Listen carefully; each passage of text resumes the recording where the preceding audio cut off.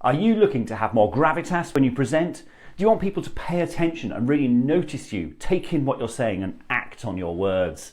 Here are some tips that will help. Number one, your voice. Your voice is a major tool in speaking with gravitas. Warm it up beforehand. Do some vocal exercises, some humming, some stretching, some tongue twisters to make sure your voice is ready to present, particularly if you're feeling nervous. If you're nervous, you tend to tense up and it tends to get a bit squeaky and it's not as nice to listen to.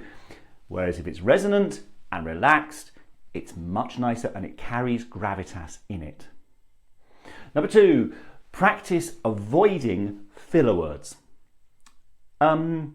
Yeah, perhaps, sort of. And it's not just fillers, it's qualifiers. Yeah, I think this. I think tends to suggest you're not completely sure, and that will undermine any gravitas you've built up. Be definite, be directive.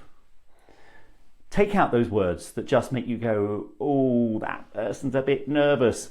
The ums, the ahs, the so. Okay, like, actually, yeah, I think maybe this is sort of what we should maybe do. That does not carry gravitas.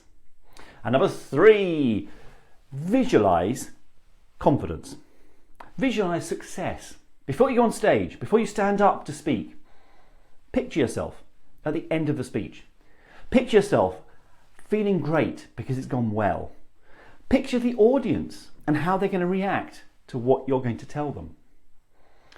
Get out of that, oh my God, it's going to be a disaster mindset and into, I got this. This is fine. What's the worst that can happen? And that visualization can really help to change your mindset as you walk out onto that stage. So you've got gravitas in your body, in your voice, and in the room. If you want more tips on how to bring gravitas to the stage, like and subscribe, and I'll see you soon.